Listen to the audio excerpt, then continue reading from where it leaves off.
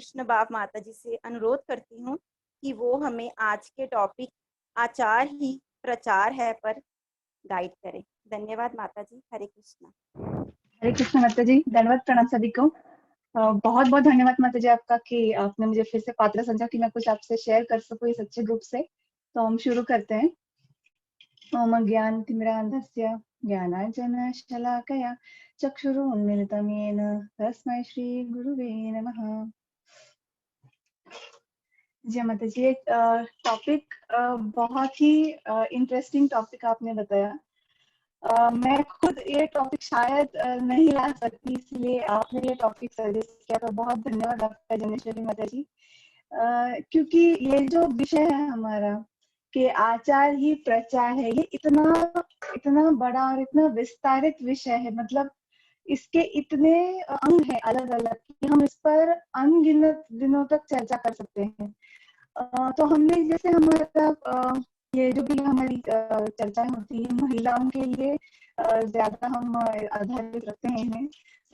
तो दो अंग हम इसमें कंसिडर करेंगे आचार ही प्रचार है में, कि एक है आचार जो हमारे भक्ति जीवन से संबंधित है, और दूसरा आचार और जो है आचरण और ये सब, ये स्त्री धर्म विषय से लेकर है। तो भक्ति विषय है।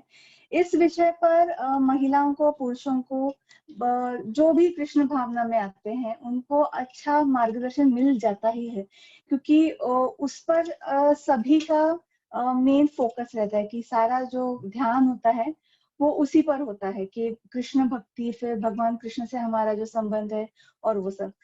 ये जो स्त्री धर्म का विषय होता है उस पर जरा कम चर्चा की जाती है, क्योंकि वो सिर्फ स्त्रियों के लिए ही वो ज्यादा मायने रखता है। वैसे पुरुषों के लिए भी ये शिक्षा मायने रखती है, पर इस विषय पर चर्चा कम होती है, और इसका ज्ञान इसीलिए सब महिलाओं को मिल नहीं पाता है। अभी डिटेल में अगर जाते हैं भागवतम और ये सब पढ़ते हैं तो भागवतम में शिक्षाएं मिल ही जाती हैं, पर उस लेवल तक जब तक कोई जाता है फिर समझ में आता है कि मतलब कोई कोई ऐसे सपोज ऐसे भी समझ लेते हैं कि नहीं, अभी ये तो क्या बहुत ही जो उच्च स्तर की महिलाएं होंगी, बहुत ही शुद्ध भक्त महिलाएं होंगी, सिर्फ उनके लिए ही ये शिक्षाएं होंगी। और फिर क्या हो जाता है, प्रचार जो है, हम जो ये विषय ले रहे हैं कि प्रचार हमारा क्या कहते हैं, preaching is the essence, Srila Prabhupada कहते थे। तो हमारा ये जो आंदोलन है, हरे कृष्ण आंदोलन, ये प्रचार पर बहुत ज्यादा जोर देते हैं हमेशा से, कि श्रील प्रभुपाद की आप अगर हम कोई भी पुस्तकें पढ़ते हैं तो प्रभुपाद हमेशा कहते हैं कि हमने प्रचार करना चाहिए। तो इसमें फिर क्या हो जाता है कि काफी सारी जो स्त्री धर्म विषय जो भी बातें हैं उन पर वो नजरअंदाज की जाती है, क्योंकि उनका ज्ञान नहीं होता है, और फिर वो हमारे आचार में भी आना थोड़ा मुश्किल हो जाता है, क्योंकि वही जो मैंने मेन कहा कि ज्ञान नहीं है, और उसके बाद आजकल का जो भी वातावरण है तो वो सब बातें हमें हमारे आचरण में लाना मुश्किल हो जाता है। पहली बात तो हम वो बातें हमें कन्विंस ही नहीं कर होते हम काफी बार कि नहीं, ये तो मतलब ये तो साइड में रखने वाली बात होगी। और अगर कन्विंस हो भी जाते हैं तो वो आचरण में लाने तक उम्र भी काफी बार बढ़ जाती है, और बाकी सारी बहुत सारी चीजें चलती रहती है भक्ति में भी, पारिवारिक जीवन में, तो ये बातें साइड में आ जाती हैं। तो इस हमारे आज की इस चर्चा में मैं ये कोशिश करूंगी कि इन दोनों विषयों को हम कैसे बांध सके, और ये जो हम स्त्री धर्म के विषय में चर्चा करेंगे तो इसे हम बांध कर कैसे हमारे आचरण में लाएंगे, और फिर ये जो आचार ही प्रचार है तो उससे भी प्रचार क्या होगा और कैसे होगा वो हम देखेंगे। तो एक जो पहली बात है कि अभी हम स्त्री धर्म को इतना जोड़ क्यों रहे हैं इससे, कि भक्ति है, भक्ति का प्रचार करना चाहिए, हम तो कृष्ण के अंश है, हम ये तो शरीर नहीं है। ये भी बहुत बार ये सवाल आ जाता है जब भी स्त्री धर्म के विषय में चर्चा होती है कि हम तो ये शरीर ही नहीं है, ना हम स्त्री है ना हम पुरुष है, ना कोई भी ये उपाधियां हैं, ये सब तो फिर हम इनके विषय में इतना क्यों सोचे, और ये सब मतलब इसके बारे में एक हम मदर्स एंड मास्टर्स इस किताब का एक रेफरेंस देखेंगे, जिसमें भक्तिका स्वामी महाराज बताते हैं कि जो भी अवधूत थे, मतलब ये बहुत बार जब मैं भी सुनती हूँ कि ये क्यों इतना, आप ये स्त्री ने ऐसे करना चाहिए, पुरुष ने ऐसा करना चाहिए, इतना क्यों आप ऐसे, उस पर क्या, हम तो शरीर ही नहीं है तो फिर क्यों उसके बारे में सोचे। तो जो अवधूत थे, जो इस लेवल पर मतलब उस शुद्ध भक्ति के स्तर पर वो पहुंचे हुए थे और उसी स्तर पर वो रहते थे हमेशा, मतलब उनका ये जो नीचे आना ऊपर जाना ऐसे नहीं। ये जो अवधूत थे, जैसे कि वंशीदास बाबा जी है, गौर किशोर दास बाबा जी है, तो ये तो वैराग्य मूर्ति थे। पर उन्होंने भी एक बात का बहुत ही सावधानी से उन्होंने पालन किया कि उन्होंने स्त्री संग बिल्कुल भी नहीं किया अपने पूरे जीवन में। तो इस एक रूल के विषय में वो बहुत सख्त थे। बाकी वंशीदास बाबा जी का अगर हम देखें तो उनके पास उनके विग्रह थे, वो कुछ भी, कोई भी जो नियम है कोई भी पालन नहीं करते थे। नहाने तक, नहाने का भी वो नियम पालन नहीं करते थे कि वो रोज नहाते भी नहीं थे। पर ये एक जो नियम है उन्होंने बहुत सख्ती से अपनाया अपने जीवन में। गौर किशोर दास बाबा जी का भी वही था। तो अगर ये जो अवधूत है ये ऐसे नियमों का पालन करते हैं तो फिर बाकी किसी का क्या कहना। मतलब ये नियम सबके लिए लागू क्यों होते हैं, क्योंकि हम जब तक इस शरीर में है तब तक ये शरीर तो हम पर एक्ट करने वाला ही है, उसका जो असर है वो तो रहने वाला ही है।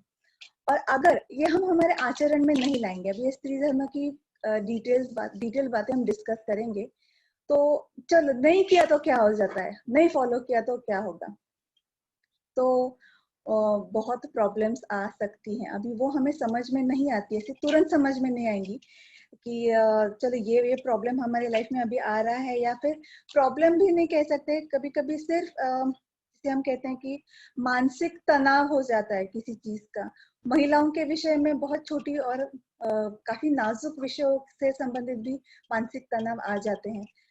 तो काफी बार हम स्त्री धर्म के पालन से उसे ऐसे भी जो जो भी समस्याएं हैं ऐसी जो आ सकती हैं उन्हें हम दूर रख सकते हैं। और देखिए, कोई भी बात हम करते हैं तो उसका परिणाम हमारी भक्ति और हमारे आध्यात्मिक जीवन पर होता ही। तो अगर हम ये फॉलो करें तो बहुत सी चीजें हम अपने नियंत्रण में रख सकते हैं और बहुत से तनाव से बच सकते हैं। और नहीं फॉलो करें तो छोटे मानसिक तनाव से लेकर बहुत बड़े क्या कह सकते हैं, भयंकर समस्याओं तक, बहुत बड़ी समस्याओं तक हमें चीजें फेस करनी पड़ सकती हैं। और ये आजकल समाज में हो रहा है। अब जैसे हम चर्चा करेंगे वैसे चीजें भी हम डिस्कस करेंगे। तो जैसे श्रील प्रभुपाद हमेशा श्रील प्रभुपाद के श्रीमद् भागवतम के पॉपअप में श्रील प्रभुपाद कहते हैं कि if the control valve is loosened, women can create havoc in society। मतलब ये जो कंट्रोल वॉल्व है ये शाइनेस, शालीनता से संबंधित श्रील प्रभुपाद कहते हैं कि ये महिलाओं के आचरण के संबंधित है, कि अगर महिलाएं अपनी दायरे बनाकर नहीं रखे शालीनता के, तो बहुत प्रॉब्लम्स हो सकती हैं। और वो भी हम देखते हैं कि इस एक प्रॉब्लम की वजह से कितने सारे और प्रॉब्लम्स आते हैं। एक बात और है, जब हम गांधारी के विषय में प्रभुपाद कुछ भी पढ़ते हैं, जब भी हम गांधारी का विषय आता है श्रीमद् भागवत में, जो भी पॉपर्स प्रभुपाद लिखते हैं, तो उनमें गांधारी के विषय में बहुत प्रशंसा करते हैं प्रभुपाद। अभी मुझे एक बात जो बहुत ही छू गई शुरुआत से, कि गांधारी का ज्यादा भक्त के संदर्भ में, गांधारी का कोई हमें संदर्भ नहीं मिले कि जैसे कि वो बहुत बड़ी भक्त थी या उनकी कृष्ण भावना से संबंधित कुछ उनकी कुछ विशेषताएं थी, कुछ गुण थे भक्तिमय, ऐसा नहीं था। बट फिर भी शायद ये एक ही ऐसी व्यक्ति है जिनकी उतनी प्रशंसा श्रील प्रभुपाद करते हैं, भक्त ना होते हुए भी। मतलब वो होंगी भी, वो पूरी तरह से अभक्त भी। तो गांधारी का जो आचरण था, तो वो बहुत ही स्ट्रांग लगता है कि श्रील प्रभुपाद कहते हैं कि गांधारी का जो चरित्र है वो भीष्म देव जितना ही सशक्त है। मतलब भीष्म देव तो बहुत ही, मतलब शुद्ध भक्त के संदर्भ में उनकी बात की जाती है कि उनका जो भी युद्ध भूमि पर भी कृष्ण से व्यवहार रहा है, उनका प्रभुपाद कहते हैं we should die like Bhishma Dev, भगवान कृष्ण उनके लिए, मतलब भीष्म देव का जो इतना हाई कैरेक्टर है, श्रील प्रभुपाद गांधारी का कैरेक्टर उनसे जोड़ते हैं, मतलब उनके लेवल पर लेके जाते हैं, उनकी इस पतिव्रता जो उनका व्यवहार था, और तपस्वी भी थी वो, तो गांधारी के आचरण से ही ये प्रचार हो जाता है, मतलब गांधारी का जो है आचार है, इसी से ये प्रचार हो जाता है कि स्त्री धर्म का क्या महत्व है, और श्रील प्रभुपाद भी उसे कितना ज्यादा महत्व देते हैं। हम इस विषय को इसीलिए हम नजरअंदाज नहीं कर सकते बिल्कुल भी। तो अभी स्त्री धर्म का विषय जो है वो हम अलग अलग स्टेजेस में इसे हम डिवाइड कर सकते हैं, कि जैसे कृष्ण भक्ति है, कि हम कृष्ण भक्ति का एक जो बहुत सादा सा प्रिंसिपल है वो है कि कोई भी कभी भी कर सकता है, मतलब आप किसी भी स्थिति में हो आप कर सकते हो। तो आप अगर मैरिड हो, बूढ़े हो, जवान हो, छोटे हो, तो वैसे ही स्त्री धर्म का भी विषय है। अभी अगर आप अनमैरिड हो, आप मैरिड हो, आप विधवा हो, डिवोर्सी भी आजकल के इसमें, आप अगर डिवोर्सी हो, कुछ भी आपकी स्थिति हो, आपकी उम्र कितनी भी हो, आप कभी भी स्त्री धर्म को अपने जीवन में ला सकते हो, इन सारे तत्वों को, और उनका पालन भी कर सकते हो। और जैसे कृष्ण भक्ति का है वैसे ही, क्योंकि ये कृष्ण भक्ति से अलग नहीं है, स्त्री धर्म जो है ये भगवान कृष्ण से ही आए हुए सारे तत्व है, हमारे आचार्यों ने ही दिए हैं, तो ये अलग बात ऐसी नहीं है। पर इसे हमें अलग आज इसकी चर्चा करनी पड़ती है, क्योंकि बहुत ये जो विषय बहुत बड़ा है, और उसकी चर्चा वैसे कम होती है कॉन्ग्रीगेशंस में या जनरल समाज में भी। तो हम पहले ये देखेंगे कि आप अगर अविवाहित हैं, अगर एक लड़की अविवाहित है, तो फिर उनके जीवन में वो क्या करे। अभी जैसे मंदिर में जैसे मैं भी थी, मतलब मैं कृष्ण भक्ति में मेरे कॉलेज के दिनों में आई थी, तो तभी के लिए भी स्त्री धर्म के सारे प्रिंसिपल्स हैं। सबसे पहला प्रिंसिपल ये है कि हमें को एजुकेशन में जो है, अभी ये सारे प्रिंसिपल सब जगह वैसे ही अप्लाई होते हैं, तो शायद बाद में ये प्रिंसिपल मैं कहूँगी कि ये रिपीट हो रहे हैं, बहुत अलग नहीं है। पर जैसे को एजुकेशन होता है हमारा, लड़के लड़कियां एक साथ पढ़ती हैं, और बहुत फ्री मिक्सिंग, मतलब ठीक है, वेस्टर्न लेवल में तो बहुत ज्यादा मिक्सिंग है, उनका बहुत अलग लेवल का मिक्सिंग है। आजकल यहाँ पर भी आ रहा है हमारे देश में भी, कि बहुत क्लोज हो जाते हैं लड़के लड़कियां, किस लेवल तक जाते हैं उन्हें मालूम होता है। और ये जो फ्री मिक्सिंग है, मतलब श्रील प्रभुपाद के एक पॉपअप में मैंने पढ़ा था कि जैसे लड़का लड़की खड़े होकर बात करते हैं, या फिर लड़का आकर लड़की से बात करता है, कॉलेजेस में ये होता है। तो श्रील प्रभुपाद कहते थे कि उनके जमाने में, मतलब जब वो यंग थे या जब वो छोटे थे, तो ऐसा इम्पॉसिबल था, ऐसा होना ही इम्पॉसिबल था, क्योंकि अगर ऐसा लड़का आकर लड़की से बात करता है तो वो लड़की का इंसल्ट माना जाता था। मतलब इतना लड़कियों का वो एक स्पेशल ये रखा जाता था कि हाँ, कैसे कोई भी आकर मुझसे बात करेगा। तो इतना डायरेक्टली तो हमें पॉसिबल नहीं होगा। अभी हम अगर यूज टू है, अगर लड़कियां यूज टू है बहुत फ्री बात करना और बहुत मिक्सिंग, एकदम से तो पॉसिबल नहीं होगा। पर ये तत्व है डिस्टेंस, जैसे कि हमारे मंदिरों में भी हम देखते हैं कि पुरुष और महिलाएं अलग बैठती हैं, जितना हो उनमें कोई भी कांटेक्ट, ऐसे अननेसेसरी या नेसेसरी कांटेक्ट भी ज्यादा होना नहीं चाहिए। अभी ट्रेडिशनली देखे तो हम मैरिड लेडीज के लाइफ में भी हस्बैंड वाइफ का भी कांटेक्ट बहुत कम होता था, कि सीनियर्स रहते थे घर में बहुत सारे, और फिर वो मतलब ज्यादा बैठ के बहुत ऐसे बात कर रहे हैं, ये वो ऐसी भी चीजें ज्यादा नहीं होती थी। तो वो तो बहुत स्ट्रिक्ट जमाना था। पर ये स्पेशली बहुत इम्पोर्टेंट प्रिंसिपल है कि जितना पॉसिबल है लड़कों से, और जो भी प्रोफेसर्स भी होंगे या ऐसे जो भी है, कोई भी पुरुष जो हमसे रिलेटेड नहीं, हमारे भाई पिता, इनसे ऐसे रिलेशंस में नहीं है, उनसे कम से कम कांटेक्ट होना चाहिए। कांटेक्ट अगर ना भी हो तो भी अच्छा है। इसे बहुत अभी क्या कहते हैं आर्केक, मतलब बहुत ही पुराने जमाने का और ऐसे बहुत ही ऑर्थोडॉक्स समझा जा सकता है, पर ये बहुत इंपॉर्टेंट प्रिंसिपल है। गर्लफ्रेंड बॉयफ्रेंड का तो सवाल ही नहीं है। अभी गर्लफ्रेंड बॉयफ्रेंड के टॉपिक में हम ज्यादा जा नहीं सकते हैं। क्योंकि ये फिर वो बहुत एक बड़ा ये हो जाएगा, पर मेरे चैनल पर मैंने डाला हुआ है कि गर्लफ्रेंड बॉयफ्रेंड का क्या साइकोलॉजी है, क्यों वो नहीं होना चाहिए। अभी अनमैरिड लड़कियों के लिए जो हम कह रहे हैं आचार्य प्रचार है, तो वो अगर प्रीच भी करना चाहती है कृष्ण भक्ति या जो भी है, तो उनके लिए ये बहुत ज्यादा इम्पोर्टेंट क्यों हो जाता है। मैरिड महिलाओं के लिए भी इम्पोर्टेंट है ही, क्योंकि आपके आचरण से आप मैसेजेस भी देते हैं। जैसे कि इंदिरा सखी माता जी ने बहुत अच्छा, वो जो शाइनेस वाला उनका लेक्चर था, बहुत अच्छी बातें बोली थी कि हमारे प्रेजेंस से हम जैसे है, हम जैसे पहराव है और जैसे हम बिहेव भी करते हैं, मतलब सिर्फ प्रेजेंस से, हमारे अस्तित्व से भी हम मैसेज देते हैं, हमारा अस्तित्व भी बोलता है। जैसे कि अभी हम कोई स्विमिंग ड्रेस या स्विमिंग कॉस्ट्यूम पहनकर कोई शादी में नहीं जाएगा, या टॉवेल पहन के कोई ऑफिस नहीं जाता। तो जो हमारा अस्तित्व है, हम जैसे पहनते हैं, कपड़े पहनते हैं, जैसे हम व्यवहार करते हैं, वो मैसेज देता है। हमें बोलने की जरूरत नहीं कि हम ऐसे ऐसे हैं। तो इसीलिए वो भी एक बहुत कंट्रोवर्शियल इशू हो जाता है कि महिला अगर अर्धनग्न है, तो वो ऐसा मैसेज नहीं देती है कि वो बहुत रिस्पेक्टेबल है, पर ऐसी महिलाओं को भी आजकल रिस्पेक्ट चाहिए। तो वो एक कंट्रोवर्शियल बात हो जाती है कि आपके प्रेजेंस और आपकी जो वाणी है, या फिर आप बोल रहे हो कि नहीं मैं बहुत अच्छी लड़की हूँ, ये बातें कॉन्फ्लिक्ट हो जाती हैं। और ये सब लोगों को ये, मतलब ये बात उछालने को भी अच्छा लगता है। जिनको आपका मतलब गलत फायदा लेना है, तो वो ये बात को लेंगे कि अरे आप तो ऐसे कपड़े पहनते हो और आप सती सावित्री बन रहे हो। तो काफी सारे इसमें मॉडर्न जमाने में काफी इस पर ये होता है कि रिस्पेक्ट मिलना चाहिए। अर्धनग्न है फिर भी उनको रिस्पेक्ट मिलना चाहिए, पर वो नहीं होता है। वैसे ही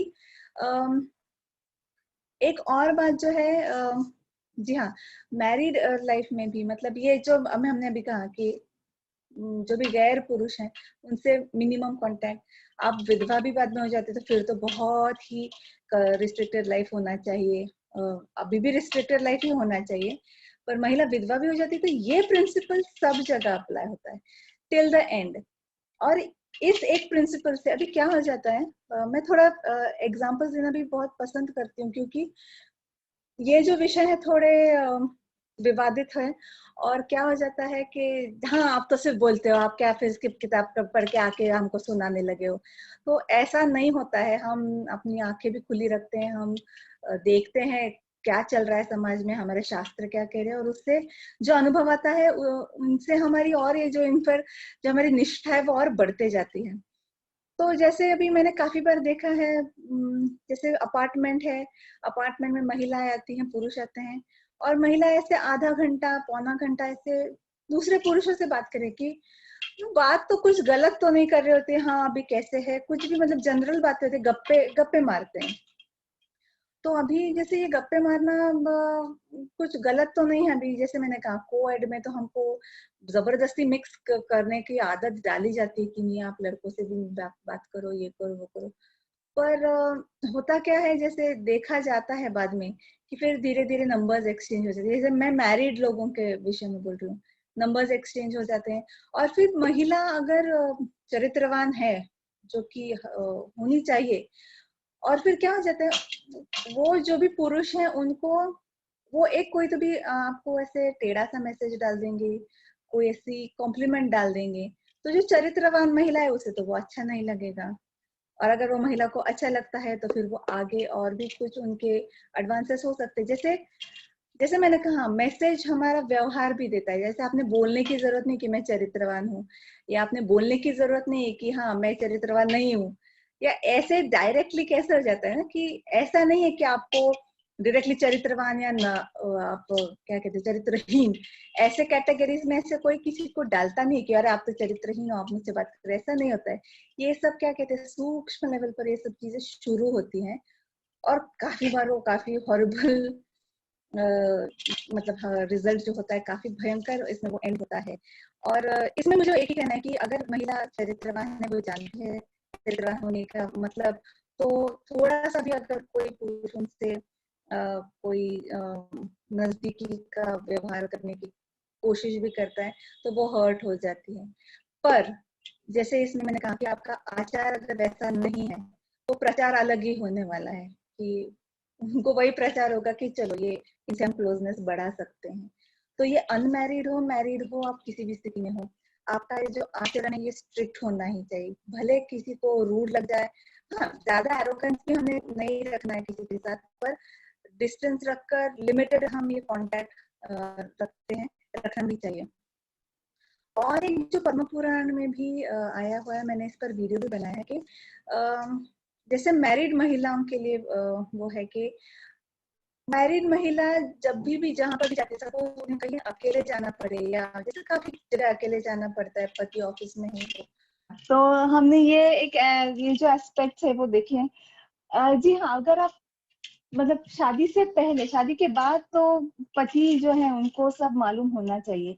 अभी इसमें एक सबसे बहुत इम्पोर्टेंट बात ये हो जाती है कि पति का जो आप कॉन्फिडेंस गेन करते हैं, जो ट्रस्ट फैक्टर हो जाता है, तो उससे आपका जो वैवाहिक जीवन है बहुत स्मूथ हो जाता है। आजकल बहुत इश्यूज आते हैं, पति पत्नी एक दूसरे को ट्रस्ट नहीं करते और ज्यादातर मतलब बहुत कॉम्प्लिकेशंस उससे हो जाती है। मतलब बाकी कुछ इश्यू नहीं है पर ये ट्रस्ट इश्यू है। तो अगर पत्नी का ऐसा व्यवहार है कि वो सब डिटेल अकाउंट देते रहती है पति को, मैं इधर गई, या फिर काफी बार ऐसे होता है कि कोई तो भी व्यक्ति हमें जरा अटपटे बात कर देता है, या फिर कोई शॉपकीपर होता है वो ऐसे ही गप्पे लड़ाने लगते हैं, ऐसा कुछ होता है। अभी हम बहुत जगह जाते हैं, तो हम छोटी मोटी बात जो है वो पति को मालूम होनी चाहिए। और शादी से पहले हम पिताजी से तो इतना क्लोज नहीं होते हैं, तो हमारी माँ भक्त ना भी हो तो भी हमारी माँ, या ऐसे माँ मतलब माँ ही, मैं कहूँगी कोई दोस्त भी नहीं, माँ को सब कुछ मालूम होना चाहिए कि आपके जीवन में क्या चल रहा है। तो आप जब भी मतलब जो भी शेल्टर में हो, जैसे भी, तो जैसे शादी से पहले पिता होते हैं, फिर पति होते हैं, तो इसमें आप अगर ये कम्युनिकेशन रखो तो ये भी आचार का बहुत बड़ा भाग है।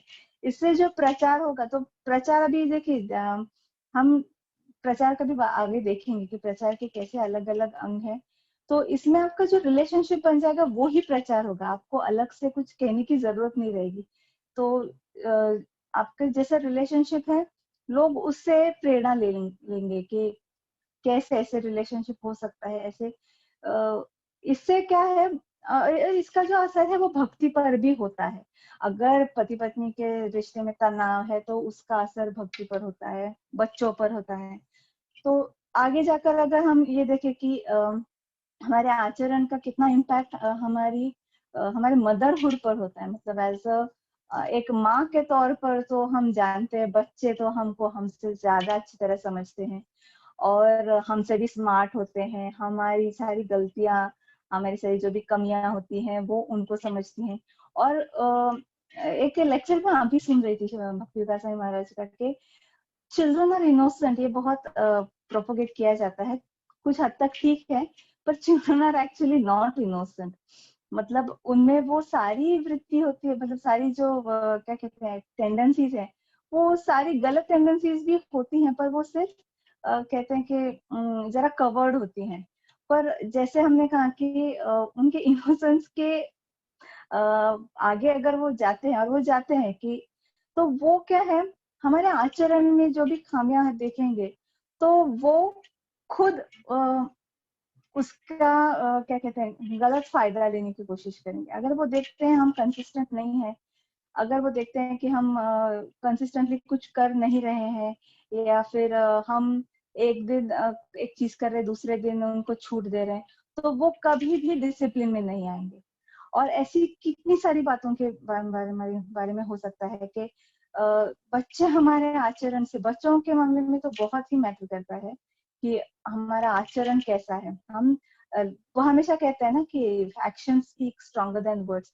तो बच्चों के मामले में तो ये इतना सही है कि उसका कुछ उसको लिमिट ही नहीं है कि उसका डेप्थ कितना जाएगा। तो काफी सारी बातें हैं जो सिर्फ हम कर रहे हैं, इसलिए बच्चों को भी वो देना हमारे लिए इजी हो जाता है। और अगर हम नहीं कर रहे हैं तो ऑलमोस्ट इम्पॉसिबल हो सकता है बच्चों को भी बड़ा करना उन गुणों के साथ या उन आदतों के साथ। तो अभी आचार्य, श्रील प्रभुपाद आचार्य इस शब्द को भी बहुत सारे अपने लेक्चर्स में, परपोर्ट्स में, किताबों में बहुत बार मेंशन करते हैं। तो आचार्य इस शब्द के भी 3 हिस्से होंगे। अभी आचार्य जो है, तो हम तो जानते हैं कि आचार्य इज द ट्रांसेंडेंटल प्रोफेसर, मतलब वो तो स्पिरिचुअल लीडर है। पर कुछ हद तक हर भक्त अपने अपने लेवल पर एक आचार्य होते हैं। जैसे कि हम देखते हैं, शिक्षा गुरु कोई भी हो सकता है। हम किसी से भी शिक्षा ले सकते हैं भक्ति में आगे बढ़ने के लिए। तो उस नजरिए से देखें तो हर एक इंसान अपने आचरण से कुछ ना कुछ सिखा सकता है, कुछ ना कुछ, हर भक्ति कुछ ना कुछ संदेश देता है।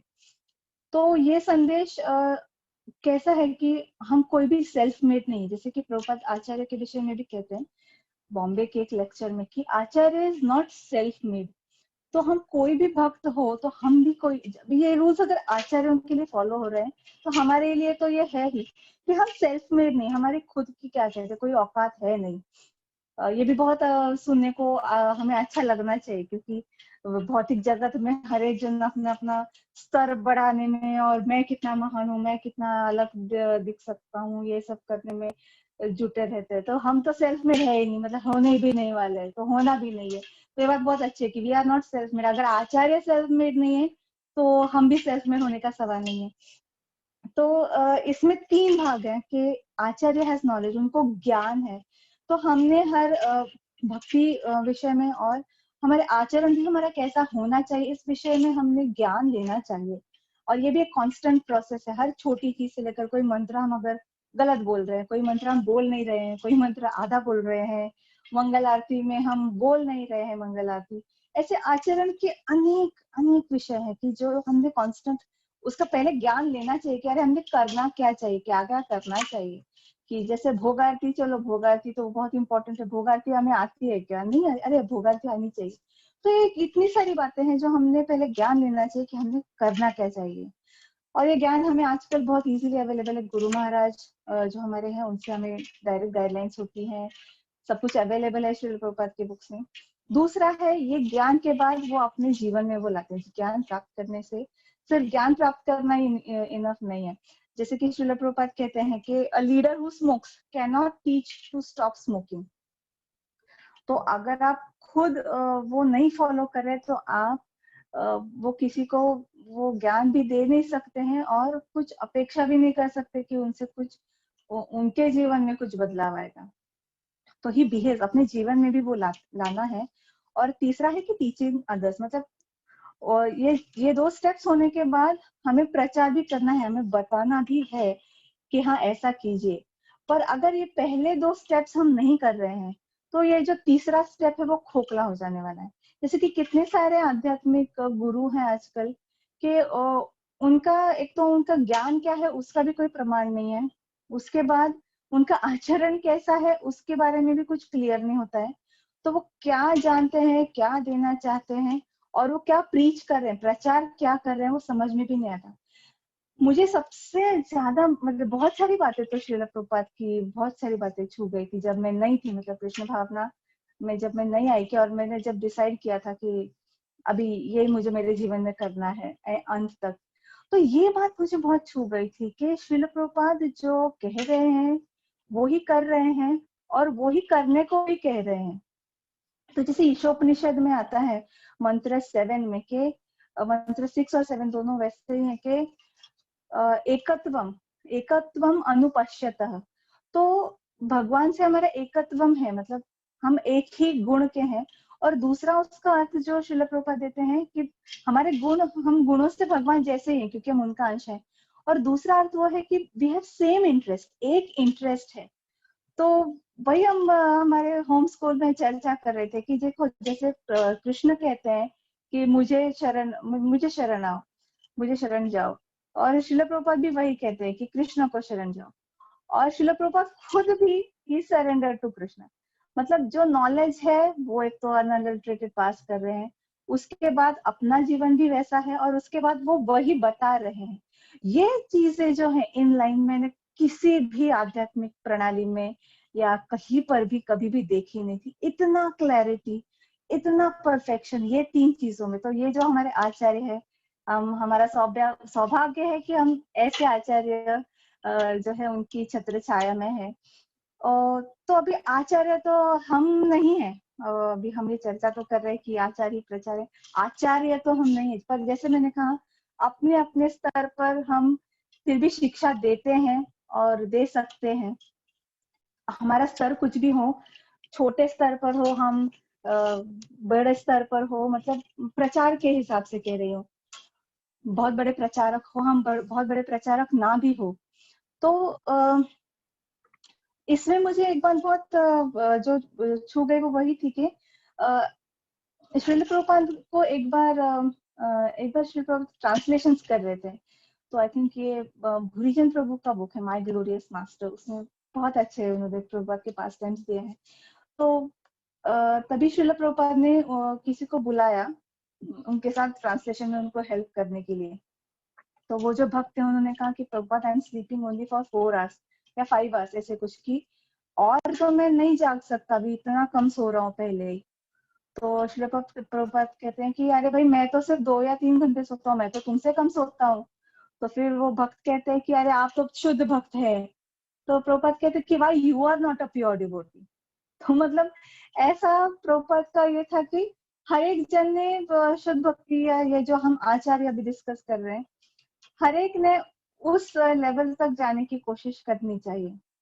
और फिर जो हमारा प्रचार है वो इन लाइन, मतलब हम जैसे कह रहे थे कि ये जो तीनों चीजें हैं, नॉलेज, बिहेवियर एंड प्रीचिंग, फिर ये सारी चीजें एक लाइन में आ जाएंगी। तो अभी प्रचार में क्या हो जाता है कि 2 टाइप के प्रीचर्स श्रील प्रभुपाद कहते हैं लाइट ऑफ भागवत में। प्रभुपाद कहते हैं कि एक होते हैं प्रोफेशनल स्पीकर्स। तो प्रोफेशनल स्पीकर्स काफी लोग हम देखते हैं ऐसे होते हैं कि जो ऐसी बातें बोलेंगे कि जो सुनने वालों को अच्छी लगी। अभी जैसे महिलाओं के विषय में हम देखें तो काफी सारी महिलाएं जैसे ये पूछती है कि चलो हम साड़ी कैसे पहने, तो मतलब उनको क्या हो जाता है कि बाकी के लोग क्या कहेंगे। तो इसमें जो हमारा एंगल है वो थोड़ा सा भौतिक लोगों को भी खुश रखने की तरफ होता है। अभी ये एग्जाम्पल एग्जैक्टली अप्लाई नहीं होता है, प्रोफेशनल स्पीकर्स का जो उदाहरण है बहुत अलग है, पर बात यह है कि पब्लिक अपील या फिर हम कह सकते हैं कि मंडेन, मतलब जो भी भौतिक स्तर पर लोग हैं उनको भी हम अच्छे लगने चाहिए। और मतलब ये हम अगर सोचते रहेंगे तो फिर हम आचार्य लेवल का बिहेवियर तक हम जा नहीं सकेंगे। आचार्य प्रभुपाद कहते हैं कि दे आर लाइक वाटरफॉल, और ये प्रोफेशनल स्पीकर्स प्रभुपाद कहते हैं दे आर लाइक रेनफॉल। तो रेनफॉल तो मतलब कहीं पर भी कभी भी आते रहता है, बारिश तो होती रहती है, पर ये जो झरने होते हैं ये कभी आते हैं कभी बंद हो जाते हैं। तो वैसे श्रील प्रभुपाद कहते हैं कि कभी कभी आचार्य बात करते नहीं है। ये श्रील प्रभुपाद रासलीला के विषय में कहते हैं कि रासलीला सबको अच्छा लगता है इसीलिए। पर अभी हम जैसे महिलाओं के लिए चर्चा कर रहे हैं तो ये भी हमें काफी बार ऐसे ये कॉन्फ्लिक्ट हो जाता है कि हम पब्लिक अपील या फिर जो लोग भौतिक जगत के हमारे जो भी संपर्क में है उनको अच्छी लगने वाली बातें करें, या बातें या फिर आचरण भी, जैसे मैंने कहा एक ड्रेस का बहुत बार पूछा था, या हम उनके विषय में बात करना छोड़ दे या फिर उनके विषय में सोचना छोड़ दे और हमारे ही रास्ते पर हम जाए। तो हम दोनों बातें नहीं कर सकेंगे, we can sail in 2 boats at one time, एक बोट छोड़नी पड़ेगी। तो ये हमारा डिसीजन रहेगा कि हमें आचार्य बनना है या मतलब आचार्यों के अनुपस्थित, मतलब उनके एंगल से देखना है, या हमें चलो भाई भाई उनके उनमें भी सेट होना है। जैसे कोई कोई लोग बोलते हैं हम आधे कृष्ण कॉन्शियस हैं, तो ये हमारा डिसीजन है अभी कि हमें आधा कृष्ण कॉन्शियस होना या पूरा, क्योंकि आधा कृष्ण कॉन्शियस ऐसा कुछ होता नहीं, ऐसे होता नहीं भी चाहिए। तो जी हाँ, हमें पूरे सबको बताना है, प्रचार करना है, मतलब हमें क्या करना है, हमें सबको बताना है कि कृष्ण भक्ति कितनी अद्भुत है और हमारा जीवन इसके बिना कैसा पूरी तरह से निरर्थक है। जीवन तो मीठे है कृष्ण रति बिना, ये सबको बताना है हमें। और श्रील प्रभुपाद को भी हमें और वो श्रील प्रभुपाद को हम खुश कर सके इस तरह से बताना है। तो ये सब करने के लिए हमें ज्ञान, हमारा आचरण और फिर हमारे प्रचार, ये तीनों चीजें लाइन में रखनी पड़ेंगी। और इसके लिए भक्ति के साथ ही स्त्री धर्म का भी पालन हमें करना पड़ेगा। जैसे मैंने यहाँ पर कुछ पॉइंट्स बताए, स्त्री धर्म का विषय बहुत बड़ा है और उसमें बहुत सारी चीजें आती हैं, पर और जैसे मैंने कहा इसका ज्ञान हमें लेते रहना चाहिए। और फिर जो प्रचार होगा तो हमें ज्यादा बोलने की भी जरूरत नहीं रहेगी, क्योंकि हमारे आचरण क्या है उससे भी सामने वाला काफी सारी शिक्षाएं लेता है। जैसे लेस इज मोर कहते हैं काफी बार, कि काफी बार हमको बहुत डिटेल चीजें बतानी नहीं पड़ती कि हमने ये किया वो किया, तो से तपेला पहचान लेते हैं लोग। वैसे छोटा सा भी कुछ झलक अगर कोई देख ले तो उनको समझ में आ जाता है इनका व्यवहार क्या है, या ये क्या कैसे अपना जीवन बिता रहे हैं। तो इसमें एक सिर्फ एग्जांपल दूंगी और मेरा ये टॉक में एंड करूंगी कि जैसे भक्ति विकास स्वामी महाराज के जो फार्म प्रोजेक्ट्स है, जैसे नंदग्राम है और कूर्मग्राम और ये सब, तो किसी ने उनसे पूछा कि लोग तो अभी वहां पर जाकर रहते हैं, पूरे कट ऑफ है, मतलब वहां पर इलेक्ट्रिसिटी नहीं है, इंटरनेट नहीं है, तो वो प्रचार कैसे करेंगे वो लोग, मतलब वो प्रीचिंग तो नहीं कर सकते जाकर।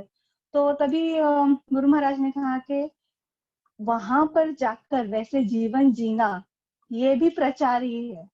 तो जैसा भी ये सेकंड पॉइंट समझे कि उनके आचरण ही वैसा है, उनके विषय में कोई पढ़ भी ले एक बार, भले वो जाकर किसी को बता नहीं रहे, बता भी सकते हैं ऑफ कोर्स, पर अगर वो नहीं संभव हो रहा है तो उनके विषय में कोई पढ़ भी ले एक बार, उनके विषय में सुन भी ले, तो उसका जो इम्पैक्ट रहेगा, उसका जो असर रहेगा सुनने वाले पर, वो बहुत बड़ा प्रचार कर जाता है। तो ऐसा ये जो आचार का जो इम्पैक्ट है, बिना बोले भी, मतलब डायरेक्ट हमने प्रीच नहीं भी किया, तो ये आचार भी हमारा बहुत डीप तक, मतलब बहुत गहरा असर करने वाला प्रचार कर जाता है। और डेफिनेटली प्रचार तो वैसे भी डायरेक्ट बोलकर, डायरेक्ट लिखकर ये तो करना ही है, पर ये जो तत्व है ये हमने भूलना नहीं चाहिए। तो जितना मुझे हुआ मैंने कोशिश की इस इतने बड़े विषय को स्त्री धर्म के इसमें ढांचे में ढालकर कुछ आपसे शेयर कर सकूं। तो thank you so much Akhilta group, Janeshwari Mata ji, and मैं डिक्लेयर करती हूँ कि मैंने एंड किया है। यस माता जी। Thank you Mata ji for such a wonderful session. और जो आपने नंदग्राम की एग्जाम्पल दी वो बहुत ही मतलब अच्छी थी। ऐसे किसी ने एक बार, मैं किसी वक्त के साथ शेयर कर रही थी कि होम स्कूलिंग के बारे में, तो वो कह रहे थे कि अगर होम स्कूलिंग कराएंगे तो हमारी बेटियां सोसाइटी के साथ कैसे कोप अप करेंगी। जैसे आपने भी बताया कि नंदग्राम के बारे में लोग कह रहे थे, तो उसमें मैंने भी बताया, हमने भी मतलब आपका जो आंसर है वो बहुत अच्छा लगा मुझे, कि वो एग्जाम्पल ही बहुत बड़ी चीज है। हाँ, मतलब वो इतना ज्यादा इम्पैक्ट कर जाता है कि बातों की, मतलब शब्दों की काफी बार जरूरत नहीं रहती है, देखने वाले को डिटेल्स भी समझ में आ जाते हैं कि ये है क्या। तो वो देखकर ही हो जाता है, मतलब जो हमें करना है, हमें प्रचार करना है, तो वो हो जाता है। ऐसा भी बहुत विषयों में है। हाँ जी, थैंक यू माता जी। और मैं अभी माता जी, सभी माता जी से निवेदन करती हूँ कि अगर किसी का कोई प्रश्न है तो काइंडली आस्क। हरे कृष्णा। निर्मला माता जी, आप अपना प्रश्न पूछ सकती हैं। हरे कृष्णा माता जी, प्रणाम। हरे माता कृष्णा। जी, धन्यवाद। जैसे हम माता जी को खाली माता जी को ही प्रचार करना है क्या? प्रभु जी को प्रचार नहीं कर सकते क्या? अगर हम हमारे सामने आइडियली प्रभु जी, आइडियली तो मतलब ये बहुत, आपका क्वेश्चन बहुत अच्छा है। आइडियली नहीं करना चाहिए मतलब जी प्रीच भी, प्रचार जो है अभी। हाँ, अगर छोटे बच्चे हैं, जो मतलब प्रभु जी छोटे लड़के हैं, उनको कर सकते हैं। पर हाँ, आप सिर्फ बुक डिस्ट्रीब्यूशन और ये चीजें कर सकते हैं, ऐसा नहीं कि उनको बुक भी देना नहीं है। बुक डिस्ट्रीब्यूशन में अगर हो तो डेफिनेटली कर सकते हो, पर वो कांटेक्ट बहुत कम रहता है, बुक दे देते हो और उतना नहीं होता है। पर ये जो प्रचार जब आ जाता है, नहीं करना चाहिए, क्योंकि वो आइडियल वो नहीं है।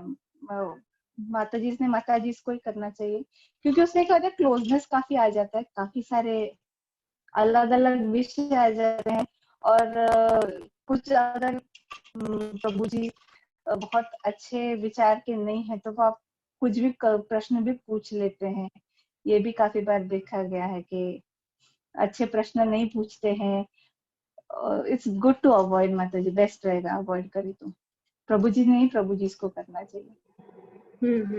जैसे मैंने पिछले बार बुक डिस्ट्रीब्यूशन किया था, गार्डन में करती थी, तो उसमें मैं पूरा यंग बच्चों को ज्यादा ध्यान दे रही, जैसे कॉलेज गोइंग बच्चे हैं और 10th 12th के 8th 9th के, मतलब they are now into like this scenario is already changed no into corona, in this corona, so वो लोग को काफी अच्छा लग रहा था। कृष्णा बुक तो हमने थोड़ा अच्छे से डिस्ट्रीब्यूट किया है, भगवत गीता और science of self realisation.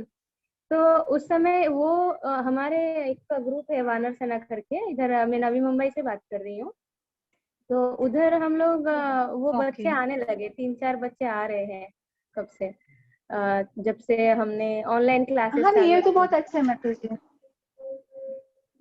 Okay, तो उन लोगों हाँ को कर डेफिनेटली, सकते मतलब हैं क्या? छोटे बच्चों को, मतलब अभी नहीं, वो थोड़े बड़े हाँ हो मतलब जी गए ना। छोटे बच्चों को कर सकते हैं, अच्छा। थोड़े बड़े। अभी क्या है मतलब जी, अभी ये तो मैंने पूछा भी था, मैं भी क्योंकि पहले कॉलेज प्रीचिंग करती थी, मुझे कॉलेज प्रीचिंग का बहुत ज्यादा इंटरेस्ट था। तो तभी गुरु महाराज से परमिशन लिया था मैंने, तो उनका भी तभी भी वो कहना था, अभी मैं सपोज मैं काफी बड़ी थी, मतलब तभी भी जब मैं कर रही थी प्रीचिंग, आई वॉज मैं शायद 31-32 रही होंगी तभी। और बच्चे तो कॉलेज के मतलब छोटे होते हैं ना, मतलब 17-18 साल के होते हैं। हाँ। पर फिर भी गुरु महाराज ने कहा था कि गुड टू अवॉइड। ओके। मतलब थोड़ा मुझे तभी वो हो गया था, पर अच्छा है, मतलब नहीं करो तो अच्छा है, क्योंकि वो फिर भी यंग, मतलब जवान हाँ। ही होते हैं, अडल्ट ही होते हैं। और उन्होंने कोट तभी मेंशन किया था कि भगवत गीता का पर्पट में श्रील प्रभुपाद कहते हैं कि even if the roads are very nicely maintained, there is no guarantee that there will be no accident. तो ऐसे थोड़ा हमको वो ये लगता है कि प्रचार है क्या है, पर अगर फॉलो हो तो अच्छा है। आप बुक्स दे सकते हो उन्हें और वो ये सब कर सकते हो, मतलब बुक डिस्ट्रीब्यूशन होना चाहिए। बट उसके बाद का जो है, कोई प्रभु जी से अगर चार्ज ले लिया ना कि आप लड़कियों को लड़कों को अलग करके, आप लड़कियों को प्रीच करो, लड़कों को प्रभु जी करे, तो वो अच्छा रहेगा। Thank you Mata ji, thank you so much. हरे कृष्णा। अरे हरे कृष्णा। और किसी माता जी का कोई प्रश्न है तो वो पूछ सकती हैं।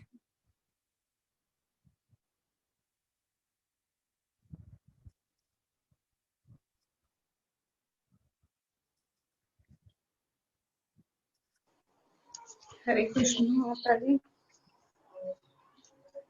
हरे कृष्णा। दंडवत प्रणाम माता जी। दंडवत माता जी। माता जी, मैं सोच रही थी ये क्वेश्चन पूछूं कि ना पूछूं, लेकिन मन में है जैसे। पूछिए माता जी। माता जी, आप बहुत सुंदर लग रही हैं। तो होता है ओ ना माता कि जी, थैंक यू माता जी। तो मतलब अक्सर देखा गया ना, जैसे हम प्रचार के लिए निकलते हैं तो ज्यादा मतलब बॉयज हो या गर्ल्स हो, तो मीन्स मेरे ड्रेसअप से, हमारी ब्यूटी से लोग अट्रैक्ट होते हैं। तो इस मतलब जैसे हम लोग बोलते हैं कि कोई भी काम हम लोग जो करते हैं वो कृष्णा के लिए करते हैं, तो एग्जैक्टली हाँ। उसमें कैसे रिलेट कर सकते हैं हम?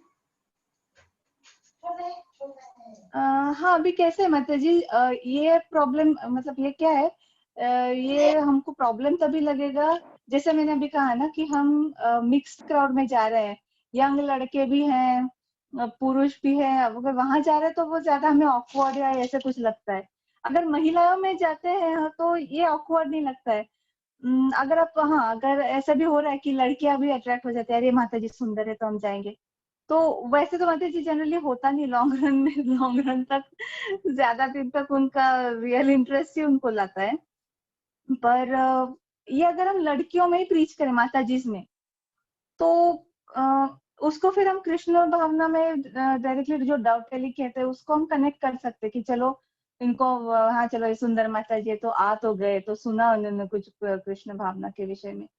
तो यही जो हमने पहले भी डिस्कस किया ना, माता जी में अगर हो तो ये सारी हमारी एंग्जाइटीज भी चली जाती है, हमें वो ऑकवर्ड होना और ये सब बातें भी नहीं होती। या फिर ऐसी जो ये बात है कि अगर कोई पुरुष है वो अगर अट्रैक्ट हो रहे तो हमको अच्छा नहीं लगेगा, क्योंकि ये कृष्ण भावना और ये बहुत दोनों चीजें बिल्कुल वो नहीं करती है। तो वही मतलब सिर्फ माता जी से प्रीचिंग हो तो इजी जाता है काफी ये हमको कृष्ण जैसे कि भावना में वो कनेक्ट करना। जैसे इस्कॉन में सपोज कीजिए हम लोग जाते हैं, तो होता है ना कि आदमी थोड़ा सा तो तैयार हो ही के जाता है, तो उस टाइप मतलब हम कृष्णा हाँ कॉन्शियस अपने आप को कैसे मतलब बता सकते हैं कि हम तैयार हो रहे हैं तो कृष्णा के लिए हो रहे हैं, उस टाइप मैं पूछना चाह रही हूँ। हाँ बहुत, ओ यस यस, बहुत अच्छा क्वेश्चन है माता जी। ये हमको महिलाओं को तो बहुत बार ये सवाल आता है कि हाँ भाई ये पहनना अच्छा लगता है, ज्वेलरी तो पहनना भी चाहिए। उस पर मैंने एक वीडियो बनाया है कि ज्वेलरी तो चाहिए, मतलब श्रील प्रभुपाद भी एक उनके एयरपोर्ट टॉक में बोलते हैं कि bangle should must be there, और ये सब जो नोज रिंग और ये सब जो है श्रील प्रभुपाद भी ज्वेलरी को ये करते थे कि हमारे इंडियन कल्चर में तो गरीब भी महिला हो तो प्रभुपाद वो पर्पॉट में कहते कि iron bangle must be there, मतलब गरीब से गरीब है न तो गोल्डन बैंगल ये वो बैंगल्स तो होना ही चाहिए। तो ये बहुत अच्छा क्वेश्चन है कि हमें कृष्ण कॉन्शियसनेस से कैसे डाउटल करें। तो इसमें क्या है माता जी कि हम जब भी तैयार होते हैं तो ये सोचना चाहिए कि हम हमारे पति के लिए तैयार होते हैं, तो to make him happy and through him we are going to make Krishna happy.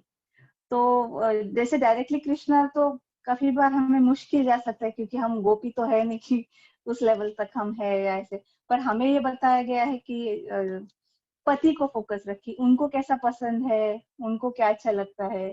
फिर आपको कभी कभी पूछ भी लेंगे उनको उनसे तो उनको क्या अच्छा लगता है कैसे अच्छा लगता है, तो फिर मतलब अभी कभी कभी फिर ऐसे जैसे मेरे हस्बैंड है, बाबा तू अच्छे से तैयार नहीं हो तो हमेशा कि वैसे वैसे मुझे चाहिए हमेशा, तो फिर समझ में आ जाता है क्योंकि इनको अच्छा लगता है ऐसे सब ड्रेसिंग और ये सब, तो you know that Krishna is please through him. बहुत अच्छा क्वेश्चन, मुझे बहुत अच्छा लगा ये क्वेश्चन। माता जी जैसे सुनने में आता है कि मतलब लोग मीन्स कमेंट करते हैं कि क्या भक्त है, भक्त के भक्त बोल के और इतना ज्यादा मतलब अट्रैक्ट है ऐसे करके क्या आना है बाहर, मीन्स इस्कॉन ही सपोज कीजिए उसमें तो हर तरह के लोग आते हैं ना, तो ऐसे ऐसे कमेंट पे हाँ क्या हाँ, मतलब रिप्लाई करना चाहिए कि मीन्स सिंपल नहीं लिविंग माता जी एंड अभी क्या है, हाँ पर सिंपल में ऐसा नहीं कहा है श्रील प्रभुपाद ने कि ज्वेलरी मत पहनो, सिंदूर होना चाहिए। देखो अभी वो जो हाई मेकअप है कॉस्मेटिक्स और ये श्रील प्रभुपाद उसके अगेंस्ट है, उसमें भी काजल और मेहंदी और ये चीजें लिपस्टिक के अगेंस्ट थे श्रील प्रभुपाद। पर अभी कुछ केसेस में हस्बैंड पसंद करते होंगे तो वाइफ लगाएगी लिपस्टिक अभी, पर उसमें भी हम नेचुरल ये ले सकते हैं कि नेचुरल इंग्रेडिएंट्स वाली, क्योंकि लिपस्टिक में भी बहुत सारे हॉरिबल चीजें डालते हैं। थोड़ा हम अगर रिसर्च करें तो देखें तो उसमें भी आयुर्वेदिक लिपस्टिक्स आते हैं और ये सब जैसे मैंने कहा ना माता जी एक हमारे हस्बैंड को फोकस में रखकर, और जैसे मंदिर में भी जाते हैं तो वहां पर भी अगर हम ज्यादा इंटरेक्शन वहां पर भी भक्तों से या फिर मतलब जो भी प्रभु जी है उनसे हमारा ज्यादा इंटरेक्शन नहीं है, तो ये कमेंट्स फिर क्यों, मतलब कमेंट्स का तो फिर कुछ मीनिंग ही नहीं रहता है ना। क्योंकि बाहर जाते वक्त भी ऐसा नहीं कहा है कभी भी शास्त्र में भी कि बाहर जाते वक्त हाँ कवर्ड होना चाहिए, ये सब मतलब साड़ी और ये पल्लू ये सब she should be well covered. वो एक आई थिंक कौन सी पुराण में या श्रीमद् भागवतम में है कि she should not leave the house if she is not properly decorated and properly covered. मतलब ये तो प्रोटोकॉल कहाँ गया है कि टू शो रिस्पेक्ट अच्छे से तैयार होकर, जैसे ये बैंगल्स है, इयररिंग्स है, सिंदूर बिंदी है, चोटी है, ये सब चीजें तो होनी चाहिए। मतलब ये चीजें तो गलत नहीं बोली गई है। अब ये सिंपल लिविंग में वो डालते हैं, ये सिंपल लिविंग कब है, हाँ कोई अगर विधवा हो जाती है फिर उनके लिए है कि ज्वेलरी ऑलमोस्ट मतलब कुछ सवाल नहीं होता है, ये इन दैट केस कि अगर कोई विडो है तो उनके लिए वो है कि जैसे श्री प्रभुपाद कहते हैं कि उनके ड्रेस से समझ में आ जाता है, फिर उनके कपड़े भी सफेद, और वो सब इन केस ऑफ वो केस में। पर इफ अगर आप जैसे सौभाग्यवती कहते हैं, आप वैसे हैं, तो डेफिनेटली ये अच्छे से ड्रेसअप, और ये अच्छा है। हाँ, एकदम तामझाम अभी रोज हम सपोज बहुत ऐसे बड़े बड़े ये इयररिंग्स और ये सब इतना तो कोई पहन के नहीं जाता ना। अभी कुछ फंक्शन है जैसे जन्माष्टमी को एक्स्ट्रा ज्वेलरी पहन के जाएंगे, तो वैसे तो एकदम तामझाम तो रोज नहीं करता है कोई, करे भी तो मतलब उसको एक लिमिट होता है ना, तो वो होना चाहिए। अभी काफी सारी जो कालबेलिया और अपने अगर glimpses of traditional Indian life भक्ति विकास महाराज का बुक देखेंगे, उसमें एक छोटी बच्ची का फोटो डाला है उन्होंने, पूरी तरह डेकोरेटेड है वो बच्ची, मतलब वो शायद कुछ भी काठियावाड़ी या कुछ भी ऐसे थी, पर छोटी बच्ची भी ऐसे पूरे उनके वो बैंगल्स, कितनी सारी ज्वेलरी, वो तो उनका डेली प्रोटोकॉल है। मतलब वो भी मतलब बुरा मानना नहीं है। मैंने थोड़ा बीच में रिसर्च भी किया था कि ट्रेडिशनल इसमें ज्वेलरी क्या क्या रहती थी, तो अब सारे कल्चर के लोग, पंजाबी, कोई ट्राइबल भी है, महाराष्ट्रियन, साउथ इंडियन, राजस्थानी तो अभी भी काफी हैवी ज्वेलरी पहनती थी सारी महिलाएं, उसको बुरा नहीं माना जाता था। And they are well covered, तो उसका सवाल ही नहीं है। फिर ऐसे ज्वेलरी को बहुत बुरा क्यों माना जाता है? मेरा एक रिवॉल्ट मुझे लगता है ऐसे ऐसे इसके खिलाफ है कि ये करना चाहिए कि ज्वेलरी को बुरा कैसे मान सकते हो। ज्वेलरी अच्छी चीज है, श्रील प्रभुपाद ने भी उसे अच्छा बोला है कि महिलाओं ने पहननी चाहिए ज्वेलरी, वो बुरी चीज नहीं है। आजकल वो भक्ति विकास स्वामी महाराज जी बहुत बार बोलते हैं कि nowadays women they don't want to decorate their body, they just want to wear some tight sloppy jeans। इतनी बार मैंने सुना है लेक्चर में, टाइट स्लॉपी जीन्स, गंदी सी टाइट जीन्स पहनेंगी और बोलेंगी कि बस हो गया। ये कौन सा कल्चर है? अभी वो अच्छा है और ज्वेलरी पहन ले वो बुरा हो जाता है। ओके माता जी, थैंक यू सो मच। या तो वेलकम, बहुत अच्छा क्वेश्चन था। हरे कृष्णा माता जी, मेरा भी इसी के रिलेटेड एक क्वेश्चन है कि जब हम मंदिर में जाते हैं तो क्या गोल्ड ज्वेलरी उस टाइम पे, जैसे गोल्ड बैंगल्स या गले में कुछ गोल्ड का, ये सब क्या ठीक रहता है? क्योंकि कई बार ऐसे भी सुना गया है कि हम ज्यादा वो पहनते नहीं है ज्वेलरी की, बाकी भक्त जिनके जैसे बाकी महिलाएं जिनके पास नहीं होती, फिर उनको इच्छाएं आ जाती हैं, उनकी वो भौतिक इच्छाएं काइंड ऑफ बढ़ जाती है उस चीज के रिलेटेड, गोल्ड पहनने की या कोई और ज्वेलरी पहनने की। तो इसका थोड़ा सा सामंजस्य करके आप बताइए।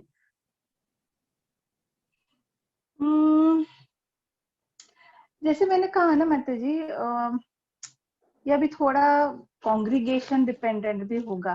अभी अब इतना अगर बोल रहे हैं तो कैसे बहुत क्लोज कॉन्ग्रीगेशन है, आपका बहुत क्लोज उनसे टच है रेगुलर ऐसे, पर फिर भी मुझे आई एम नॉट कन्विंस्ड ये पॉइंट के लिए कि ज्वेलरी नहीं पहननी चाहिए। गोल्ड ऑर्नामेंट्स भी श्रील प्रभुपाद बोलते हैं, वो जैसे स्त्री धन है, तो हेल्थ वाइज भी तो बहुत सारी उसकी बातें, वो तो ठीक है, मतलब वो भौतिक स्तर पर है, पर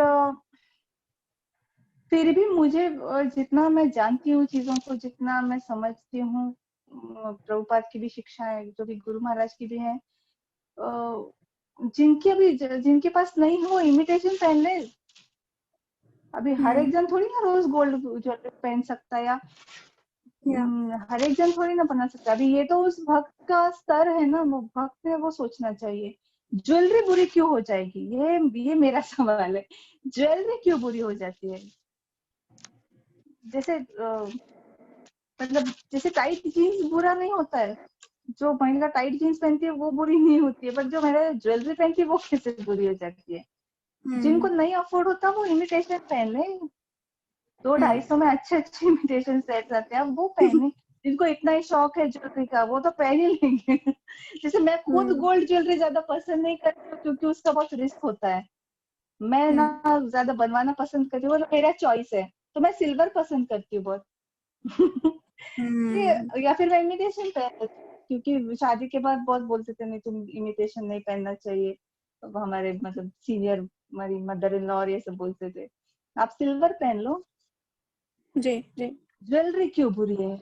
मुझे यही पूछना है, ज्वेलरी क्यों बुरी है? आप उनकी इच्छा आ रही है तो उनकी गलत बात है, उनके मन की गलत बात है। हर एक जन अलग रहेगा माता जी।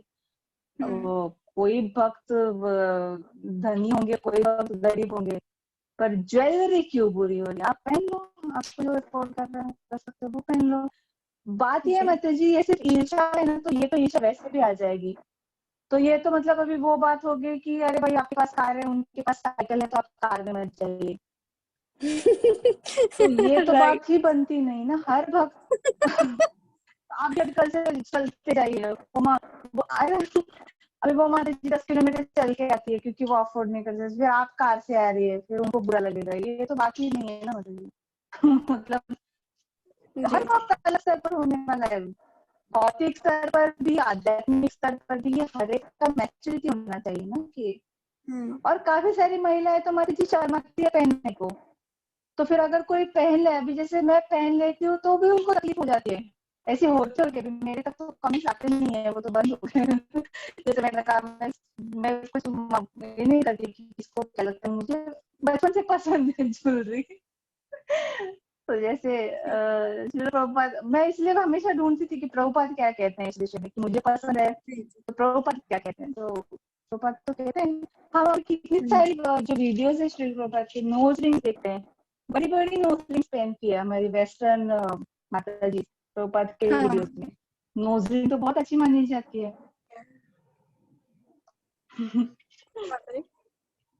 आई थिंक मीनाक्षी माता जी का कोई क्वेश्चन है। मीनाक्षी माता जी आप पूछ लीजिए। हरे कृष्णा माता जी, दंडवत प्रणाम। माता जी मेरा क्वेश्चन हरे है, कृष्ण, धन्यवाद माता जी। माता जी मेरा क्वेश्चन है कि क्या कृष्ण भावनामृत में पूर्णता तभी मानी जाएगी जब हाँ, आपके हस्बैंड भी कृष्ण भावनामृत में हो? क्योंकि हस्बैंड, हम जैसे कि कोई स्त्री है वो कृष्ण जी भावनामृत में आपकी आवाज, वो कृष्ण भावनामृत में आगे हाँ बढ़ रही हैं, माता जी सारे आपका, हाँ रूल्स को फॉलो कर रही हैं, लेकिन जो अरे उनके बोल, हाँ माता हस्बैंड जी, है हाँ वो कृष्ण भावनामृत में नहीं है, या फिर ये कह हाँ सकते हैं हाँ उनको कृष्ण से प्रेम ही नहीं हो पाया है। तो क्या उस स्त्री की कृष्णा हाँ हाँ कॉन्शियसनेस इस जीवन में सफल हो पाएगी? क्योंकि उसे कुछ कुछ चीजों में बहुत स्ट्रगल करना पड़ेगा। ये मेरा क्वेश्चन है। करना पड़ेगा, हाँ। हाँ माता जी, अभी मेरे हस्बैंड नहीं है डिवोटी, इतने साल से मेरे हस्बैंड नहीं है, मैं ही डिवोटी हूँ। तो वो नहीं माता जी, कृष्ण कॉन्शियसनेस वैसे तो पूरा इंडिपेंडेंट है, आप पूरी तरह से सफलता प्राप्त कर सकते हैं। अभी हस्बैंड आ जाए तो अच्छी बात है, पर स्ट्रगल, और स्ट्रगल क्या है माता जी, सब जगह है। मतलब आप भक्त भी अगर आपके हस्बैंड है तो भी स्ट्रगल है, भौतिक जगत है, हमारी अपनी इच्छाएं इतनी भयंकर होती है कि माया देवी से स्ट्रगल है। पर इट इज इंडिपेंडेंट, ऐसा नहीं है कि हस्बैंड भक्त नहीं है तो आपकी पूर्णता नहीं होगी, ऐसा बिल्कुल भी नहीं है। अगर वैसा होता तो इंडिविजुअली दीक्षा तो प्रभुपाद ने फॉर्मुलेट ही नहीं किया होता कि हस्बैंड अगर तुम्हारे डिवोटी नहीं है तो आपको दीक्षा नहीं मिलेगी। दीक्षा तो हम ले लेते हैं, गुरु गुरु आश्रय तो ले लेते हैं, तो उसके बाद हमारा सब कुछ है, एटीट्यूड हमारा क्या है, हम कैसे प्रोग्रेस करते हैं, उस पर पूरा सब कुछ डिपेंडेंट है। ओके, थैंक यू माता जी। हरे कृष्ण।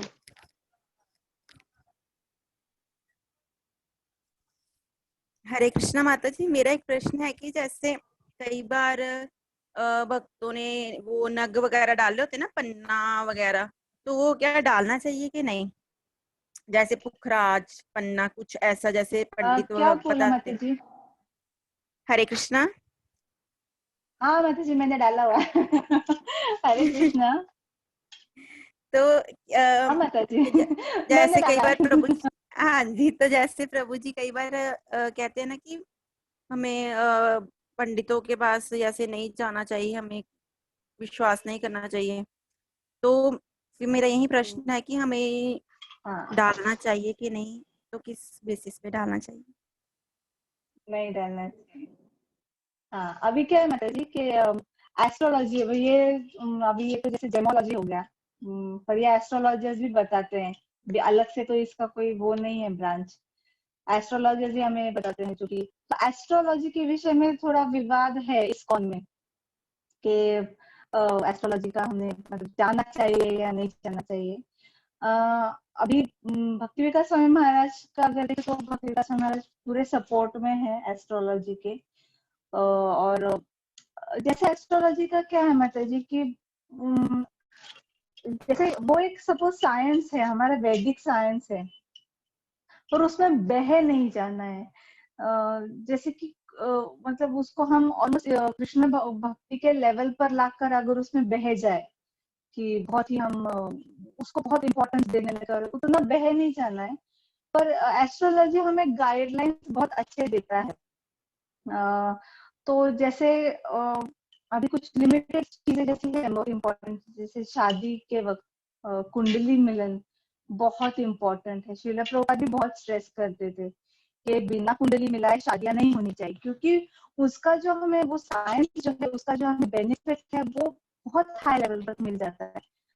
अभी जैसे भक्ति सिद्धांत सरस्वती ठाकुर भी उनके जो कुछ बड़े ट्रैवल्स हुआ करते थे वो मुहूर्त देखकर प्लान करते थे। पर ये भी पॉइंट है कि वो खुद बहुत बड़े एस्ट्रोलॉजर थे, एस्ट्रोनॉमी भी उन्होंने बहुत उसमें प्रवीण थे भक्ति सिद्धांत सरस्वती ठाकुर।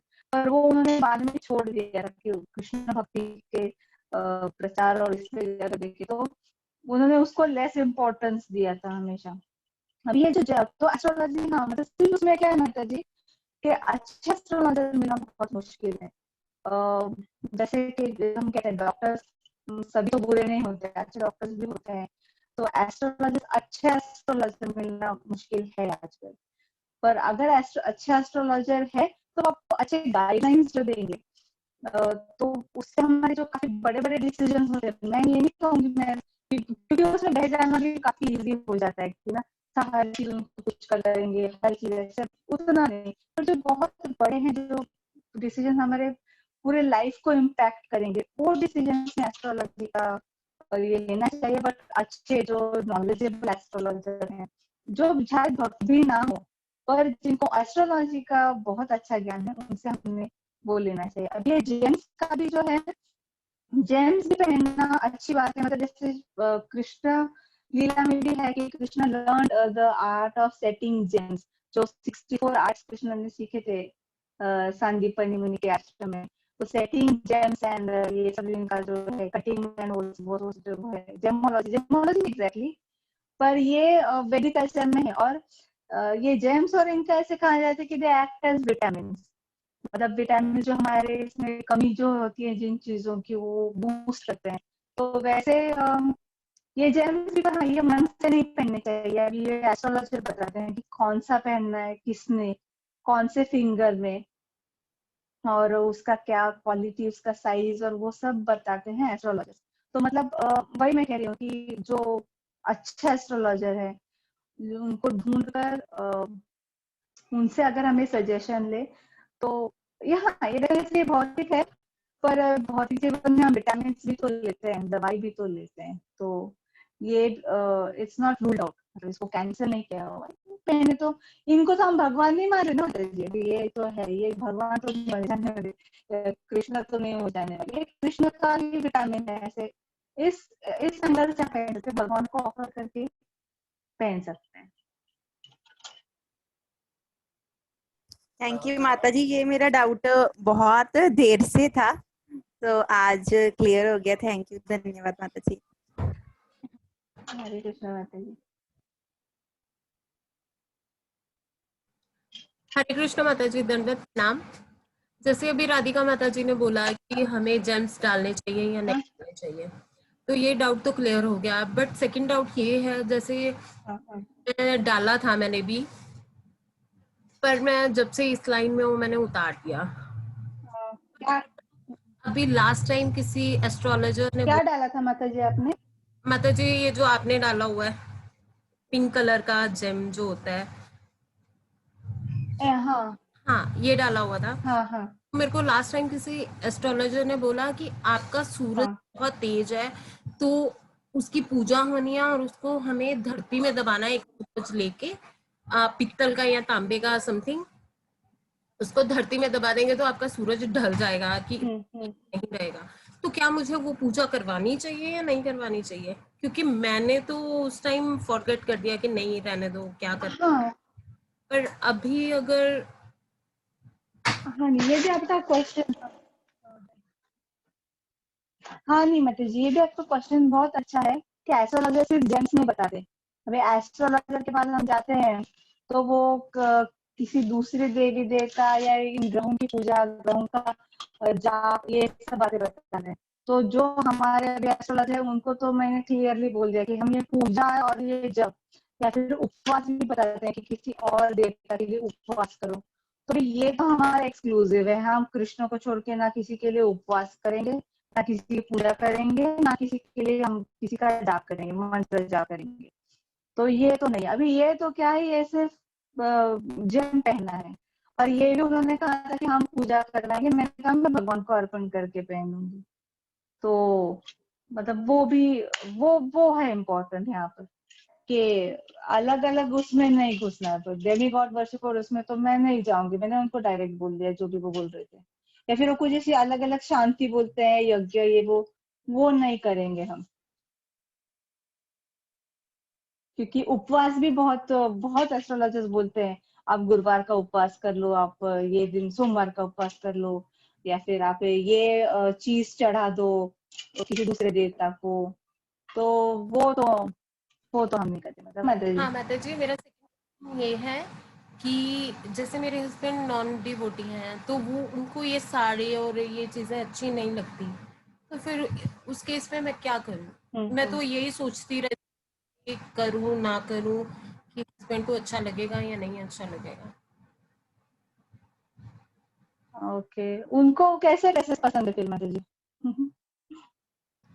माता जी जीन्स वगैरह अच्छी लगती है उनको कि हाँ तू जीन्स पहन ले, वेस्ट जीन्स डाल कवर होके, ऐसा कुछ नहीं है, एक्सपोजर नहीं है, बट हाँ उनको जीन्स वगैरह अच्छी लगती है कि तू जीन्स डाल, कुर्तीज डाल ले, वो ठीक है। और क्या साड़ी पसंद के है? लिए तो ओके, मानेंगे। हाँ तो कैसे मैसेज अगर जैसे जीन्स का अगर बहुत उनका वो स्ट्रिक्ट नहीं है कि जीन्स पहन ही तू, तो फिर अगर कुर्ती और ये भी है तो इस पर भी मैंने एक बनाया था वीडियो कि आप उसमें कैसे कर सकते हो कि लूज फिटिंग, मतलब ये सब जो चीजें हैं ये बहुत टाइट पहनती है महिलाएं आजकल। तो जितना पॉसिबल हो आप लूज फिटिंग रखो, लोअर पोर्शन कवर रखो, और चुन्नी या दुपट्टा कंपल्सरी लेते जाना। मतलब क्या हो जाता है हमारा एक जैसे प्रभुपाद कहते हैं dress should be doubly covered, sari में वो नेचुरली हो जाता है। तो दुपट्टा है ऐसे जो ऊपर कवर्ड और नीचे भी लॉन्ग पहनकर, और पैंट्स और जो भी पहने वो लूज पहने। तो जैसे मैंने काफी बार ऐसे देखा है कि उनको मतलब जब हस्बैंड्स को भी पसंद नहीं होता है सपोज साड़ी या ऐसे कुछ, तो उनको शायद वेस्टर्न वो सब ना, उनको कलर्स और वैसे वो कॉम्बिनेशन भी पसंद आते हैं, कुछ वेस्टर्न स्टाइल जो होता है।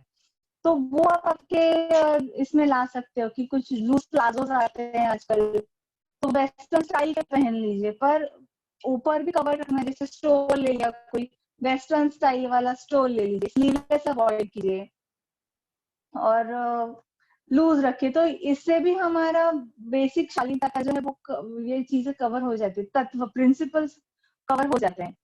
तो जितना पॉसिबल है। और आजकल तो जैसे कोई वन पीस भी पहनते हैं तो वन पीस पहन लिया और स्टोल ले लिया, वो लूज पहना, ऐसे कुछ मतलब जो भी वेस्टर्न, सिर्फ जीन्स ही नहीं, आप ऐसे कुछ अलग भी ढूंढ सकते हो ना कि लूज स्कर्ट्स आते हैं, लॉन्ग स्कर्ट्स, उनको जब भी पसंद है तो धीरे धीरे। और उनको जैसे आप पिच भी कर सकते हो, साड़ी तो मुझे बहुत कंफर्टेबल लगती है, ग्रेसफुल लगती है, ये वो धीरे धीरे आप इसे पिच कर सकते हो। पर इतने भी तत्व अगर आप फॉलो कर लो वेस्टर्न ड्रेस में भी, जैसे कि हम ट्रेडिशनली देखते हैं, ट्रेडिशनली वो महिलाएं जैसे फ्रॉक पहनती थी या फिर उनका कुछ डबल स्कर्ट और ऊपर से फ्रॉक ऐसे कुछ रहता था, तो वो भी शालीन लगता है। अभी ये टाइट और इसमें मतलब चुन्नी गायब हो गए थे आजकल, टाइट आ गए हैं कपड़े, तो इसीलिए वो ज्यादा क्या कहते हैं अच्छा नहीं लगता, प्रक्षोभ क्या है, थोड़ा वो इनडिसेंट लगता है।